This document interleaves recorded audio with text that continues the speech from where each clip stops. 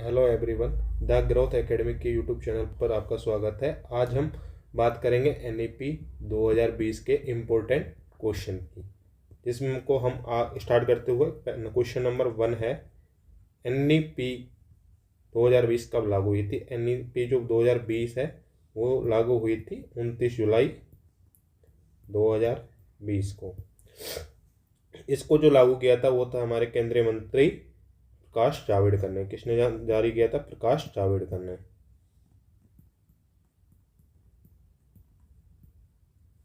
इससे पहले इंडिया में दो एजुकेशन पॉलिसी रह चुकी थी, नंबर 1 और नंबर 2। नंबर 1 जो एजुकेशन पॉलिसी आई थी वो थी 1968 में। नंबर 2 जो एजुकेशन पॉलिसी आई थी 1986 में। 1986 के बाद एजुकेशन पॉलिसी 1992 में आई, जो 1986 वाली क्या हुई, संशोधित होकर आई थी।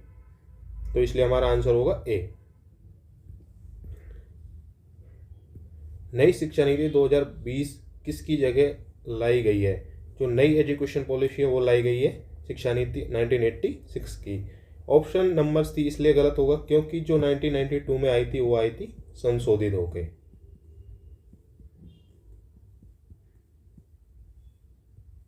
क्वेश्चन नंबर 3, एनईपी 2020 का प्रमुख उद्देश्य क्या था? एनईपी 2020 के प्रमुख उद्देश्य थे, एक तो समानता, एजुकेशन सबके लिए होनी चाहिए। दूसरी गुणवत्ता की, उसकी क्वालिटी भी होनी चाहिए। और इसका एक सबसे बड़ा जो उद्देश्य था वो था एक्सेसिबल, कि जो एजुकेशन है आसानी से सभी के लिए उपलब्ध हो जाए।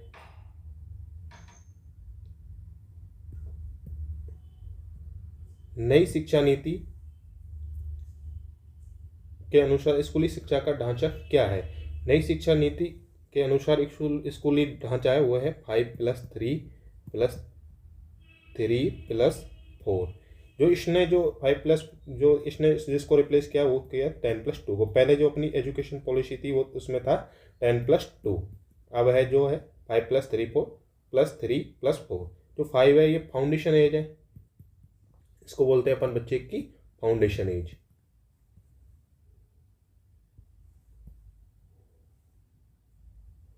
तो इसमें 5+3+ संरचना में पहला चरण किस आयु वर्ग को व्यक्त करता है? जो आयु वर्ग को जो व्यक्त करता है वो इनकी आयु दे रखी है, वो करता है ए से 3 से 8 साल का जो बच्चा होता है वो आता है अपने फर्स्ट में।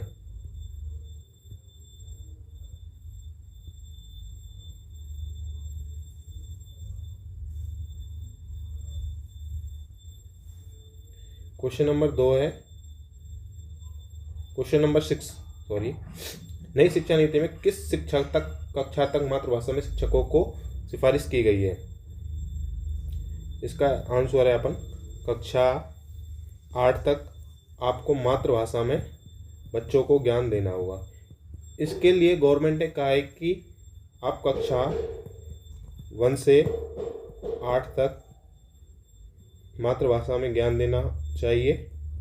दूसरा, इसमें त्रिभाषा का भी वर्णन किया गया है कि त्रिभाषा मतलब स्टूडेंट को 3 भाषा में ज्ञान देना चाहिए, नंबर 1, नंबर 2 और नंबर 3। एक तो हो गई हिंदी, दूसरा इंग्लिश, नंबर 3 पे है मातृभाषा, उसकी मातृभाषा में भी ज्ञान देना चाहिए उसको। नंबर 7, एनईपी 2020 में बोर्ड परीक्षा को किस रूप में बदलने की बात की गई है? जो इसमें जो बात करी गई योग्यता आधारित मूल्यांकन की, जो बोर्ड की परीक्षाएं हैं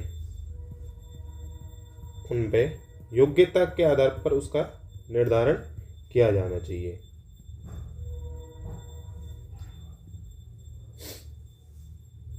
क्वेश्चन नंबर 8 है, नई शिक्षा नीति में कितनी भाषाएं सीखने की व्यवस्था की गई है?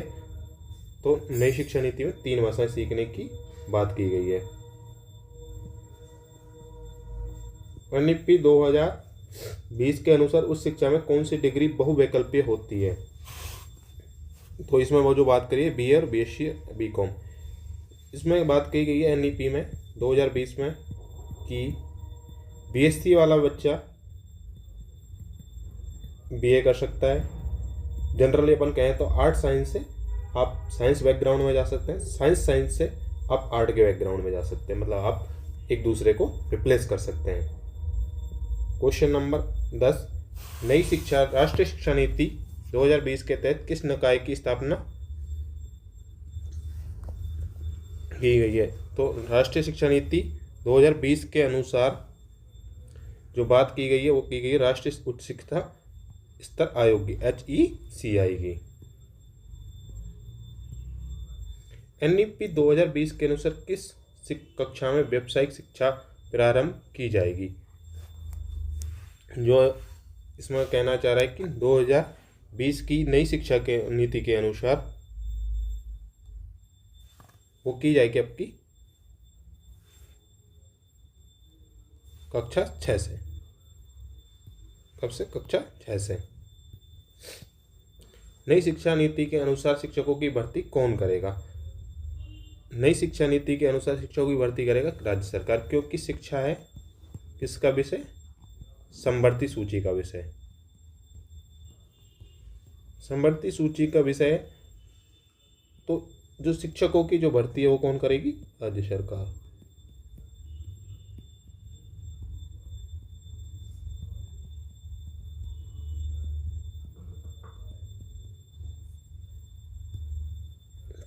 क्वेश्चन नंबर 13, NEP के छात्रों के मूल्यांकन पर मुख्य जोर किस पर है? NEP 2020 के अंकों पर मूल्यांकन नहीं होगा, रटने पर मूल्यांकन नहीं होगा, अनुशासन पर मूल्यांकन नहीं होगा, तो जो मूल्यांकन होगा योग्यता और कौशल के आधार पर। क्वेश्चन नंबर 5, शिक्षा का सकल नामांकन अनुपात गैर 2035 तक कितना करने का लक्ष्य किया गया? वो करने किया गया गैर का जो अनुपात है वो कितना करना है अपन को? 50% से पे करना है। जो गैस की फुल फॉर्म है वो मैं आपको बता देता हूँ। गैस की जो फॉर्म है ग्रॉस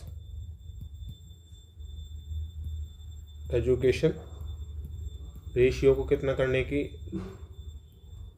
बात की गई है? 50%। क्वेश्चन नंबर 15, NEP 2020 में प्रारंभिक बाल्यावस्था शिक्षा को किस संस्था के माध्यम से सुदृढ़ किया जाएगा? तो इसको जो अपन सुदृढ़ किया जाएगा वो किया जाएगा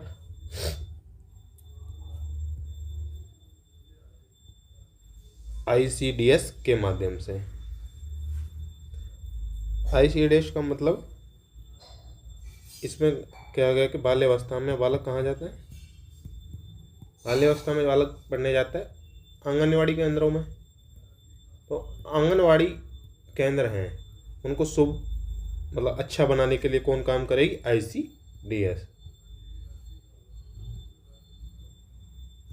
नई शिक्षा नीति के अनुसार किस परीक्षा को समाप्त करने की बात की गई? न्यू एजुकेशन पॉलिसी के अनुसार MPhil है ना, इसको समाप्त किया गया है। MPhil के लिए आपको नेट देंगे, नेट के बाद आपका डायरेक्ट एडमिशन PhD में होगा। जो MPhil थी उस पॉलिसी को क्या, उस पेपर को क्या कर दिया है? न्यू एजुकेशन पॉलिसी में ख़त्म कर दिया है।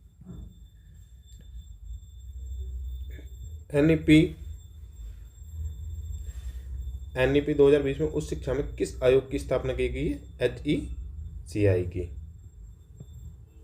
नई शिक्षा नीति में कितने प्रतिशत स्कूलों को डिजिटल बनाने का लक्ष्य रखा गया है? तो इसमें रखा गया है 100%। सारे स्कूल हैं जो इतने भी इंडिया में, उनको सबको क्या है? डिजिटली शिक्षा दी जाए वहाँ पे बच्चों के लिए। तो सारे 100% स्कूलों को रखा गया है। क्वेश्चन नंबर 20, नई शिक्षा नीति में किस कक्षा में कला विज्ञान की सीमा समाप्त की जाएंगी? तो इस पे कहा गया है नई नीति में किस कक्षा में कला और विज्ञान की सीमा समाप्त की जाएंगी? 12th तक तो रहेंगी, अभी अपन ने बात किया था। कक्षा 11th भी रहेगी, 9th भी रहेगी। अपन ने बात करी उच्च शिक्षा स्तर पे। उच्च शिक्षा स्तर पे ऐसे भेदभाव नहीं किया जाएगा। BA वाला BSc कर सकता है और BSc स्टूडेंट्स हैं जो BA कर सकते हैं।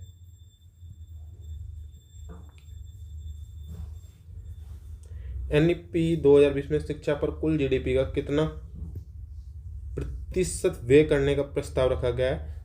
तो गवर्नमेंट ने कहा है कि हम जीडीपी का, जो अपनी ग्रॉस डोमेस्टिक प्रोडक्ट है, उसका 6% हम शिक्षा पे खर्च करेंगे।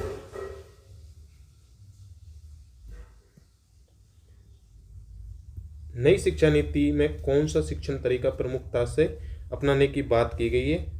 तो उसमें जो बात करी गई है परीक्षा आधारित शिक्षण। किसकी बात करी? परीक्षा आधारित शिक्षण की।